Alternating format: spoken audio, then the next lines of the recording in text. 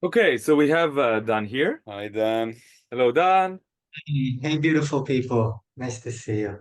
Yeah, so some of our audience might know Dan from the Yalla episode that And if we not, did. go check it out. Yeah, go check out the Yalla episode with Dan and Ayelet, his wife.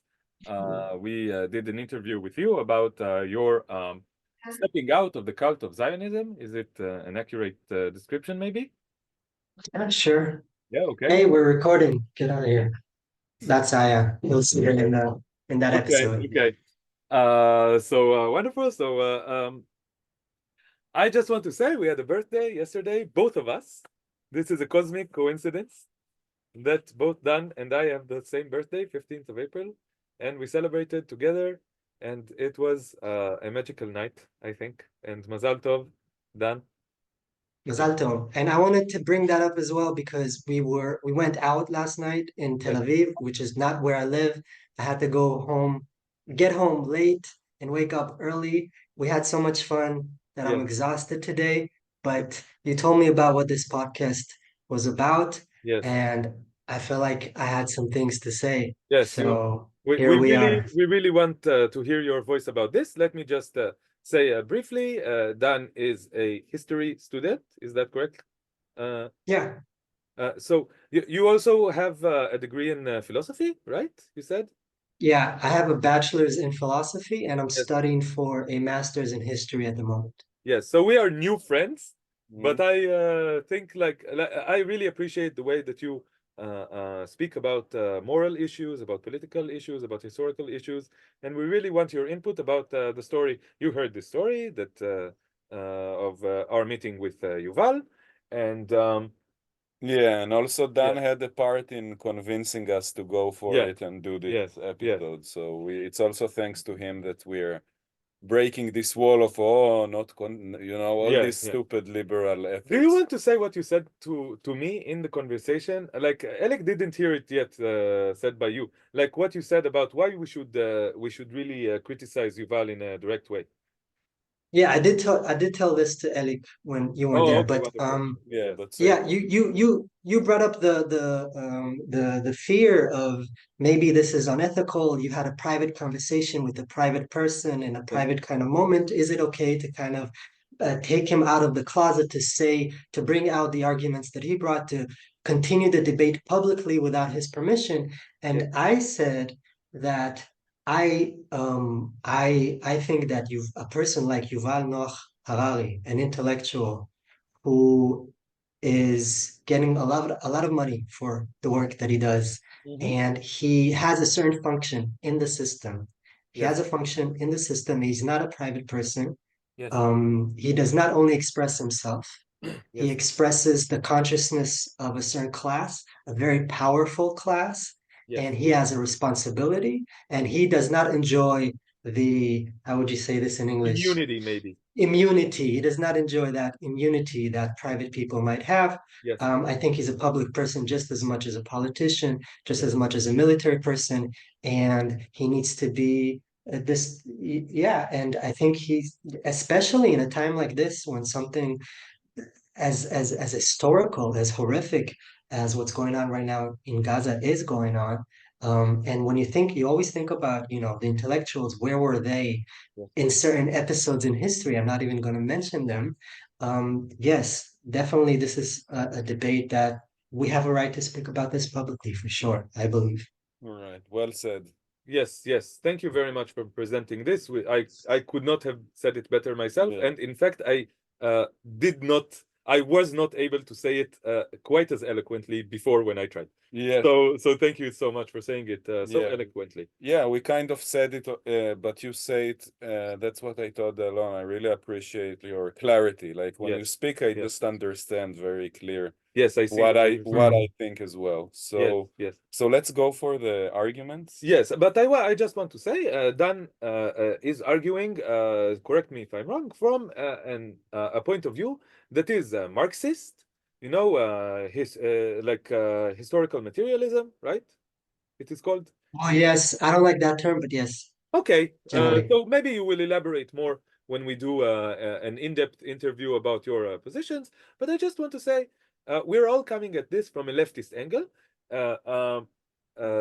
Elik is more leaning towards the libertarian point of view, and we are having many discussions about with this. We had a discussion yesterday. Maybe you guys are going to change it, but let's see.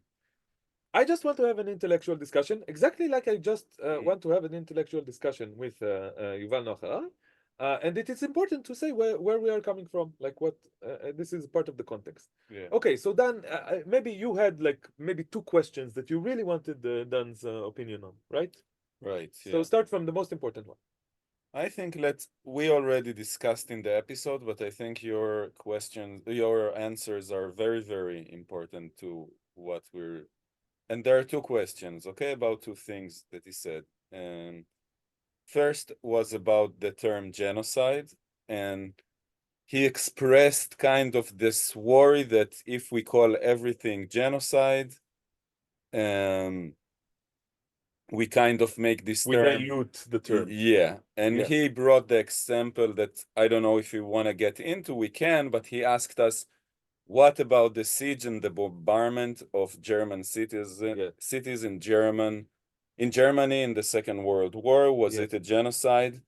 And he said, I can agree that war crimes are happening. This is one thing that he said that I would like you to relate to. And the second thing is the question, what would it help to speak about this? And I think these are the two major arguments that he said that we wanted you to respond, so you can take it in your Okay, about the genocide debate, I'd like to say that the more I see people talk about, well, is what is going on right now in Gaza, is that genocide or not? And they look at this definition and that. First of all, I want to say it's really kind of silly to say, here's a definition of genocide. Let's just analytically ask, does it fit? Does it not fit? No, it doesn't fit. Then okay, discussion over. So just to give you an example, the accepted legal international definition of genocide was not accepted, as far as I remember, by Raphael Lemkin, the person who coined the term genocide. He had his own definition. He coined the term. He promoted that kind of way of thinking. That was accepted, but of course, it's all political. There were debates about it. Some people wanted to include the term class. When you exterminate a class, not a nation, not an ethnic group, is that a genocide? The Soviet Union said, we don't want to talk about that. So politics, there's a whole discussion, and then there's a definition that gets accepted. And Raphael Lemkin said, I don't agree with this definition. I'm not getting into the definitions right now, just to say, who's to say what the definition is? This is a discussion that has to continue. I think that what is going on here when we talk about genocide, I think what Raphael Lemkin sensed was that there's a certain kind of unique, modern, not completely, but more so in modern time, a unique modern horror, a unique modern atrocity, which is the sight of a modern industrial state using all its might, or 90% of its might, or 80% of its might, against a virtually or completely defenseless population. That horror. Now, so much so to the extent that this state so powerful, the power differentiation is so extreme that a state can radically reconfigure the demographic landscape of a certain area. Now, how many people have to die? What is the place of intention? What kind of intention has to be there? I think that's a discussion we need to have. But this phenomenon, this general phenomenon, it's not even a phenomenon. This kind of sense of extreme apocalyptic violence, it's too important for us to just say, oh, here's a dictionary definition. Does it fit? Doesn't fit? No, so I don't want to talk about it. No, there's extreme violence going on right now, and we need to have the discussion about genocide in Gaza and about genocide in Syria and Yemen and a lot of other places. We need to have that discussion. That I just wanted to say that generally. I want to respond, please, by one point. I think even by the strict definition of the UN, This is it very obviously falls under this definition, this agreed upon definition. However, the diplomatic process that happened is problematic. This is an agreed upon definition, and what is going on in Gaza definitely is under this definition, and like it would be, I think, intellectually honest to say otherwise. And this is, for example, Professor Raz Segal, who is Israeli, okay, a Jewish Israeli, and he is, I hope I'm saying this correctly, the head of the program for the study of Holocaust and genocide in, I forget the name of the university, but a respected university in the US. And he wrote back in October, and he said again and again and again in November, this is a textbook case of genocide by the definition of the UN. And this is, if there is a higher authority on the planet for this issue, I want to meet them. Okay? Like, because I don't understand how there can be a higher authority on this issue, academic authority. I don't want to be authoritative in my arguments, but he said this. You have to respect this opinion and to take it seriously and to listen to what he has to say. And he has a lot to say. He has a lot to say. And he did interview, and he wrote an extensive article. Please read it. Please listen to what this man has to say. Has he not earned your respect by studying the Holocaust and genocide for decades? Like, I don't understand. Yeah. Okay. Wow. Okay. So second part? I want to... Yeah. Well, about the accepted definition, internationally accepted definition, legal definition of genocide. I think people like Yuval Noah Harari say, well, I don't know if they say this explicitly, but they say, I don't accept this definition. There's an ambivalence in this definition because it says in part or in whole to destroy. What part? Which part? How big does the part have to be? They say, well, it's ridiculous. Then anytime you kill anyone, it's a part of something. Well, then everything is a genocide. So don't talk to me about that. And they want to talk about genocide, I presume, only if it's the entire population. I think that's what Yuval Noah Harari told you, right? Only if it's exactly what he told us. Yes. For a part. Okay, so let's accept this. Let's accept this definition. Okay, let's accept the entire population. There is a strong argument that is what has been going on in Gaza, the entire population, because genocide is not an event. The entire population is under threat, at least. The genocide is a process, and it's not about who has died so far. It's about what's going on. What is the process that is unfolding before our eyes? If it's just about who has actually died to this point, well, then you can only identify a genocide after it has occurred, which is ridiculous. The whole point is to say something while it's going on. Yes. And there's a frighteningly strong case, not only to say, first of all, I think it's beyond question for anyone who is not brainwashed, anyone who's looking at the facts. I think it's beyond question that, in fact, the state of Israel, the Netanyahu regime, has been creating conditions of death for the entire population of Gaza since the 7th of October, in that day, since that day. Yes. Till today. Now we've seen some changes very recently because Biden made the phone call to Netanyahu, said, okay, enough. And we see more humanitarian aid coming in. I'm not saying it's over, not at all. We need to still be on it. But certainly up until that phone call, it's clear that systematically the Netanyahu regime was intentionally creating conditions of death in Gaza for the entire population, not just by bombing them savagely, indiscriminately, with such an extremity that we haven't seen. This has been said by experts.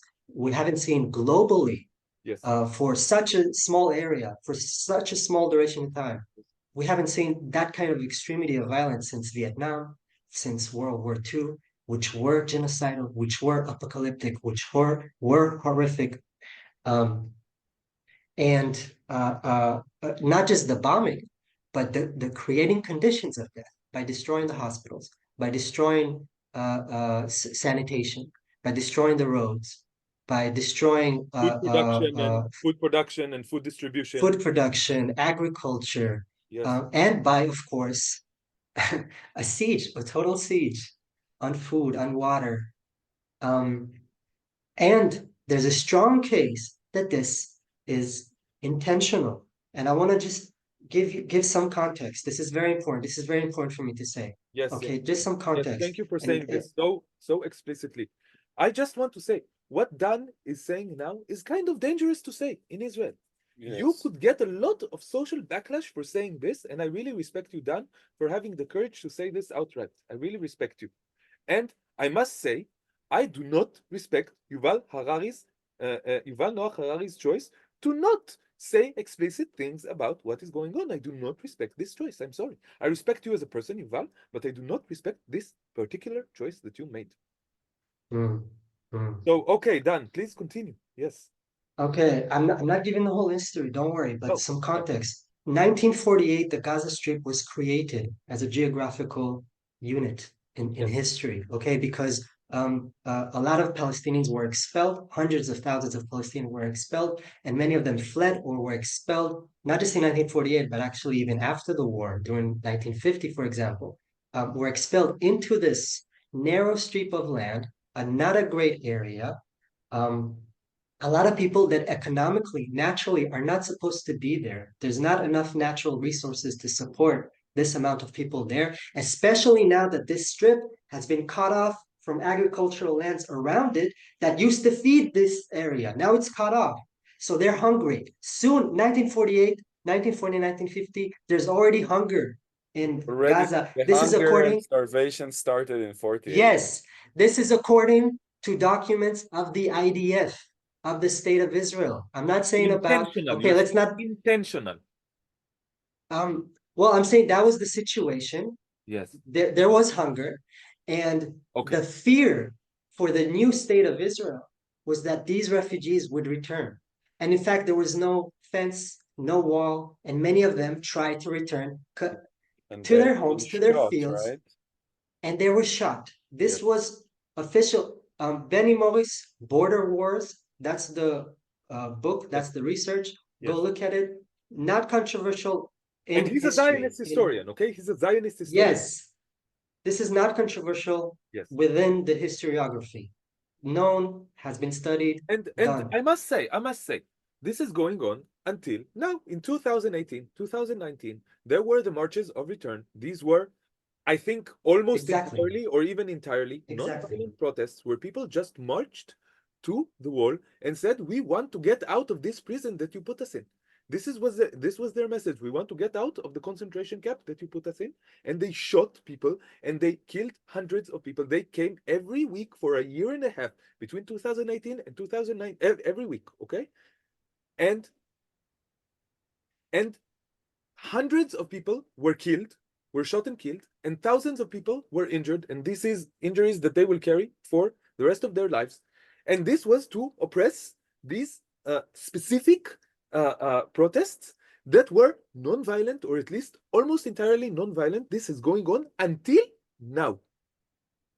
Yes, and I just want to say something that I feel that part of what I feel Israel is trying to kill is the right of return of the Palestinians by, killing UNRWA. And this is a project that it's trying to do since 48, like you said, and they think that by force and by extermination, they will kill this historical memory that the Palestinian people are carrying and passing through the generation. And they want to try to kill this thing. I feel it's big part of the motivation. I wonder what you think about that, but This is the whole story. that's the whole For story. me, not a big part. This is the whole story. That's the story since 1948. They are closed in this strip of land that cannot support them economically. And we know that this is unsustainable and it's going to get worse and worse the more they multiply. The more time goes on, it's just going to get worse and worse for this. You said concentration camp. Yes. Who said, where does this term come from? There's several sources, but I want to give one of them. Yes. Not a radical historian, not a radical sociologist, an Israeli military person, a high-level military person, and security persona in the state of Israel called Giora Eiland, a general, an Israeli general. Yes. He's Giora Eiland. responsible for so many nasty, it's unbelievable. so many quotes, like mowing the lawn is also him, right? Oh, really? I think, I'm not sure, but okay. I didn't know that was him. That's interesting. We need to check. Giora Island, there's a WikiLeaks conversation, a conversation leaked by WikiLeaks. I think 2005. Giora Island talked with an American diplomat about And what was Gaza. his He position called at it. the time? What was his position at the time? Do you remember? Oh, he was the head of the, I'm going to say it in Hebrew, Moatzah Lebiטachon Leumi, Malal. So that would be the National Security Council, an important body in the state of Israel, in the security apparatus of Israel. He was an important figure. Ariel Sharon put him there. Yes. Ariel Sharon. He was the prime minister of Israel in those days. He was the prime minister of the so-called disengagement out of Gaza. So to understand what the disengagement was, you need to look at these things, okay? Israel markets the disengagement, the pulling out its forces and the settlements from Gaza as if that's it. Yeah. We moved out for peace. Now they can have a state or something. This was a peaceful, not at all. When you look at what Arnon Sofer, the demographer, the Israeli demographer who inspired Ariel Sharon to do this, when you look at what he says in an interview in that year, I think 2004, when you look at what Yalla Island said in this WikiLeaks conversation that I'm going to mention, how do they see it? They say Gaza, this is Yalla Island's words, is a huge concentration camp, his words in this conversation. And he says this is unsustainable. And he says, Arnon Sofer, another person who was very influential in this process, he predicted 2004. He said, when the Gaza Strip will have 2.5 million people, almost what we have there today, or up until the 7th of October. He said, there's going to be a terrible war. It's just, the pressure on the border is just going to be unbearable. And we're going to have to, speaking about Israelis, we're going to have to kill. He said this in 2004. Yes, Arnon Sofer, the demographer. This is exactly what happened. He knew what would happen. Yeah. And he was from this is the person. Yeah. And he said, like, yeah, because I was going to ask, what do these people think are the solution to the problem? So we just said kill, and kill. Here's the solution for Arnon Sofer, the architect of the disengagement plan. We're going to close them off. It's not going to be peace. It's going to be war, but at least the war would be on the fence, on the border, not in Tel Aviv. They won't be able to attack Tel Aviv or Jerusalem. But they are attacking Tel Aviv by rockets right now. By rockets. Not right now, but they were doing it until a few months ago. And Arnon Sofer said, he predicted this. I mean, it was already happening. He said, yeah, they'll attack with primitive rockets. We're going to bomb them back. And when they will have 2.5 million inhabitants, we're going to have to kill. There's going to be a terrible war. We're going to have to kill. I'm quoting, practically quoting. Yeah. But what's the end game? Where's this going? It's unsustainable. What he says is the situation will be so terrible humanitarianly that the world will have to find a solution where they go to Egypt, where they go somewhere else, to put pressure on to blackmail the world using Palestinian suffering, cooking them, putting them in this pressure cooker for such an extreme, unbearable humanitarian conditions that the world, meaning the United States and Egypt, who are at the time saying, no, this is going to destabilize the area. Israel has to take it. No, they will have to say, yes, okay, let's bring them into Egypt, into the Sinai Desert or something else to push them out by cooking them in this pressure cooker. That's Arnon Sofer's prediction, and I believe that's what has been going on since. And after the 7th of October, I believe they said, here is the chance. Yes. And here is the duty from their perspective. We have a duty. Look, it's getting worse. It's unsustainable. We have to mow the lawn. And no, Yalla Island. The periodic ones. Now it's bigger. Yeah, we have to bigger. Because now they say we need to cut the whole grass. Yes. Okay, I'll give you another quote. Now it's not mowing the lawn. Okay, Yalla Island. I'm sorry, it's a bit confused. I'm a bit tired, but this is important. I'm just going to say this for the record. Yes. Yalla Island, 2005, in this conversation that leaked, the Israeli general, talking to American diplomat, not knowing that this will become public, says, the Gaza Strip is a huge concentration camp. It's unbearable. They don't have enough land. We're not going to give them the land back that we took from them. Therefore, they need to go to the Sinai Desert. This is Yalla Island, 2005. 2023, after the 7th of October, Yalla Island, right now, I don't believe he has an official position, but he's still an important...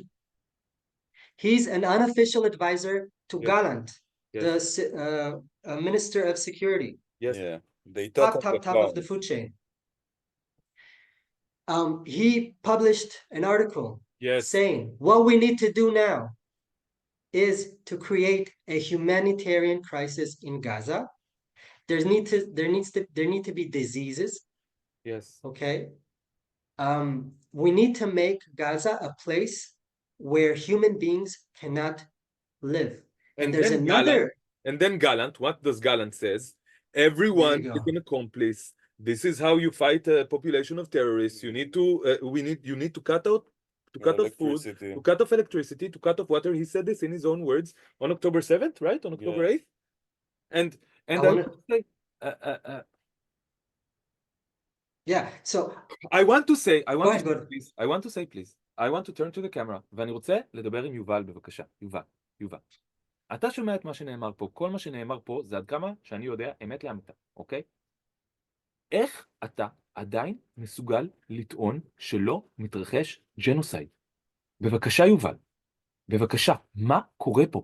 מה קורה פה? אתה בן אדם חכם, אתה בן אדם טוב, אתה בן אדם שיודע היסטוריה, אתה בן אדם שיודע איך לחשוב. מה קורה פה? מה קורה פה? יובל, אנחנו רוצים תשובה לשאלה הזאת. יובל. I don't know if I would give him you're a good person, but anyway, בסדר. I want to assume that everyone is a good person, and I'm telling you, Yuval, as a good person, I want this answer from you. How can you still claim that this is not a genocide? How can you still claim this, Yuval? Please answer us this question. I think you are obliged to answer such questions publicly, please. I want to say that on top of what Gilwa Island said, making Gaza unlivable. Yes. There's another Israeli strategic figure. He teaches in the Hebrew University. Students of his are today in the top command in the IDF, in the Israeli military. Yes. And this person said, I forgot his name, I'm going to look it up. And this person said, it's very similar to Gilwa Island, and he used this word, but to talk about making the Gaza Strip unlivable. He said, Chernobylizacja shel Retzuat Aza. Chernobylization, just like Chernobyl. Yes. Okay. Became after an atomic crisis, place. It needs to be toxic, the whole land. Okay. Why? Yeah. To force it on the world, on the United States, to accept a radical solution that otherwise the United States would not accept and Egypt would not accept, because this would make the whole house of cards of US imperialism in the area collapse. It will destabilize the area. But to force the powers that be to accept the idea of pushing the Palestinians into the Sinai Desert or anywhere else, but not here, to make it unlivable so that the world will see, look, either they go or they die. Now, is that an intention to destroy them all, to exterminate them all? I don't know. I don't care. Yeah.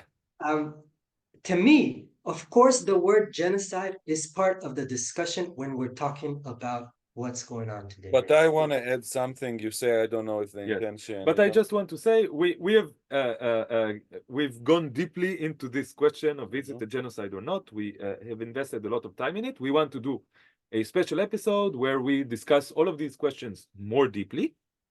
But I want to get to the second question, so maybe just say the last thing about that, and then we will talk about the second question. Because I want to say something like, straight, like blunt. I think genocide is part of Zionism. It's part of the settler colonial enterprise. Yes, it was also part of it in the US, right? Yeah, and I think when we say what happens in Gaza now, we're taking into consideration what happened before as well. And it's the wish to have much more land with less Palestinians on it as possible. Yes. And I also see that, the stages of genocides are similar. Like it's this locking of population and then, trying to force them out. The world doesn't want to accept them, and then you need to exterminate them. So what can we do? We see it here. And I want to say, just to take a moment to think, to raise a question to the air. We're not going to answer. How come there is this situation, there is monsters like your island, because I want to say it to this, you're a dark human being, you're a monster. You have removed yourself from human society. You remove yourself. People who speak, and how come that people are in position to speak like this, to do such thing? It's a question to, because I feel people become corrupted like this when they have the power to decide about other people like this. That they don't care about and that they don't see as equals. Yes. And that's horrible and it's painful. And I think like that we talk about this and I'm kind of shocked. This is our reality, you know?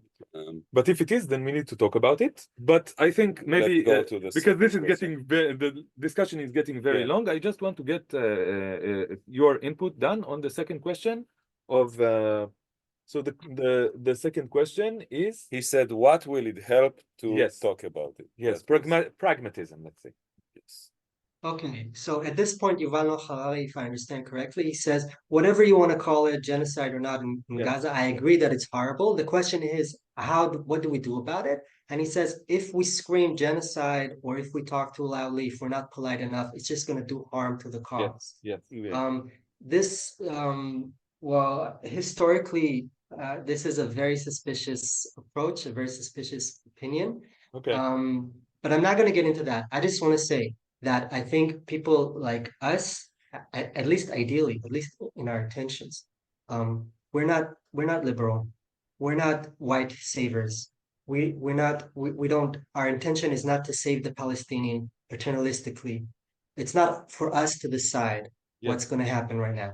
We are in solidarity with them.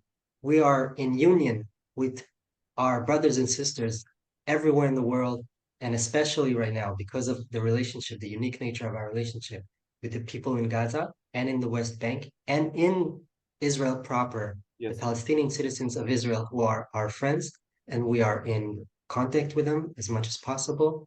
And we are in solidarity with them. Very difficult. And it's up to them. Jews and Palestinians have a very hard time to keep in contact in this supremacist system and this segregationist system. And we must say this is hard for us. And we try to do it and with partial success, and we want to do it more and more. Please continue, yes. And for me, it's not for us to decide. What do you want us to do with our privilege? You don't have a voice, we have a voice. Because even Palestinian citizens of Israel, I'm talking about Palestinians in Gaza, in Israel proper, with citizenship, if they speak out, they might end up in jail. They do end up in jail. They do end up in jail. Very dangerous. In the hundreds until now. In the hundreds. Yes, in the hundreds. And Jews sometimes as well, but much less. Yes. We are privileged. We are more powerful. So we ask them, what do you want us to do? If they tell me, listen, when you scream genocide, when you say murder, when you speak so bluntly, this hurts our cause, please don't do that. I will listen. I will listen. But not when Yuval Noah Harari tells me. I don't trust his motives. Palestinian say this. I have not heard a single Palestinian. Of course not. They say scream. Yes, they scream. They say please scream. And when we speak, we see the response. People say thank you. Thank you for speaking up. That is true. Yes. Right. So that's what we have to do. Yes. I want to meet one Palestinian from Gaza who would say, please don't speak, because you know what? If such a Palestinian exists, come and talk to us. Come and talk to us. We want to discuss. We want to hear your position. This is very interesting, a very interesting position that we haven't heard so far, and we want to hear the arguments. Yes? Yeah, you know, and this kind of line of reasoning of Yuval Noah Harari ends in people who say, we are killing them for the Palestinians, you know, because it comes from the same place. Like, realistic. Yeah. And I want to say this to Yuval Noah Harari if he's listening. Yes. Talk directly to Yuval. Talk in Hebrew. Well, I want the viewers to hear this, and he knows English. He's a very educated. I think there is something to speaking Hebrew to our fellow Hebrew people. Yeah. Okay, but maybe in another opportunity. So that's your thing. That's your shtick. That's my shtick. Okay. That's your shtick. Yeah. I want to say this whole talk about what's tactically prudent, what's tactically right to do. It's clear if a person like Yuval Noah Harari tomorrow says genocide, or even doesn't say genocide, but says stop, this is horrific. Yes. Speaks very bluntly and clearly. This puts more pressure on Israel to stop.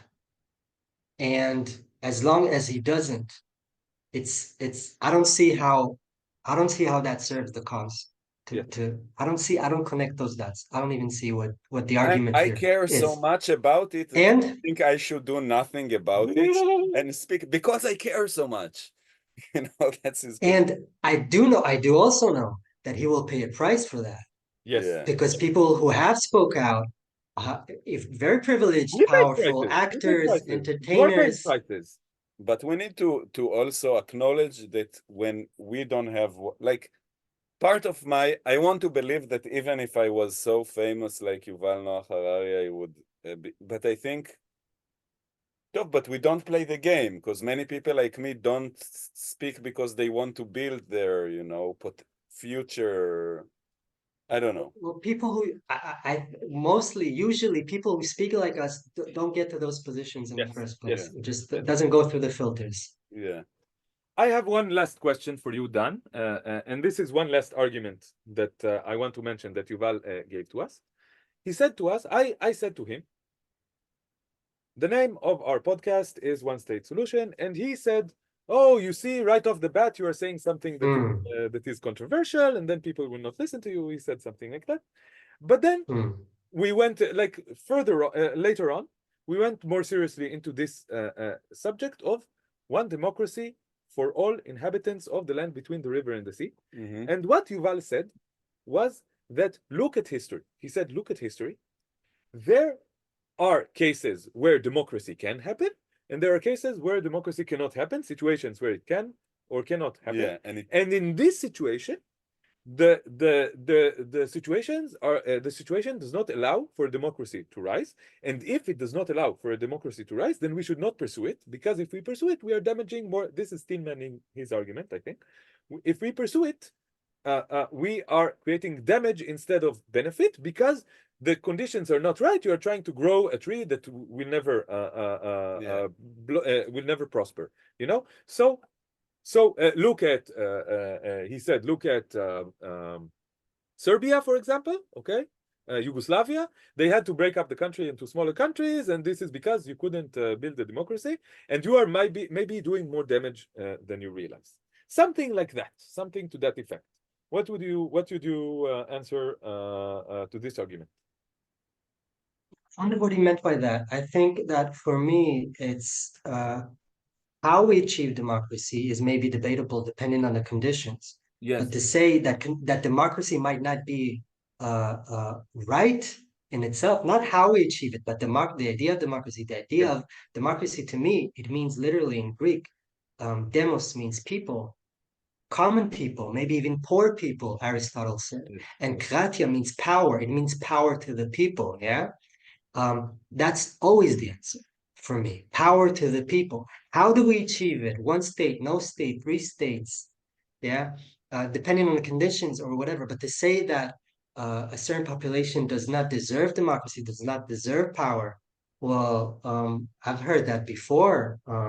That's how this whole mess started, when the British said, well, we're not going to let the population of this country have power because you're kind of infantile.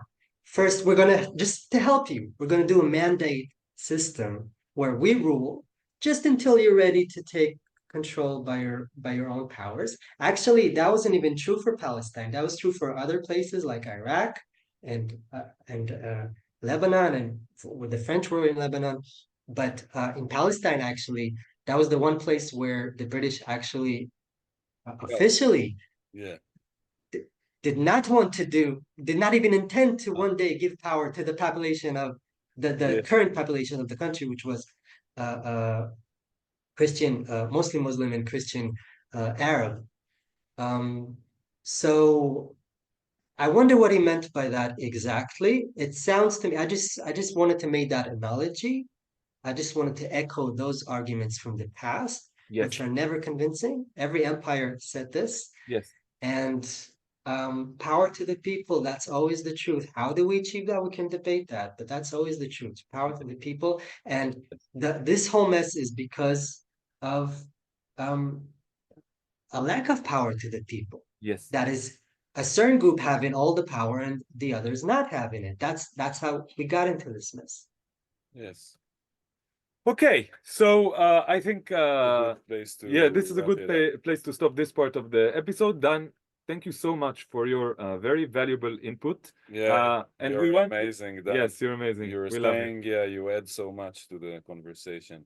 Yeah, and we would love to have you over for a long episode, maybe of Yalla, where we talk about these issues, where we really specify, maybe go a lot deeper into the criticism of liberalism, right? And like explore the three different opinions: fascism, liberalism, and communism, and see the relationship, the historical and the philosophical relationship between those positions, and why you and I choose to be capitalist, communist. I'm very tired, as you see. Yeah. How can I say this about myself? This is a sacrilege.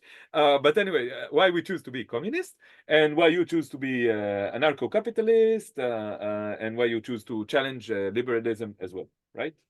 Yeah, I must say again that I'm kind of in process that I don't know how I defined myself. I know I'm against states in general, and I don't accept the statists version of a left-wing ideology. Yeah.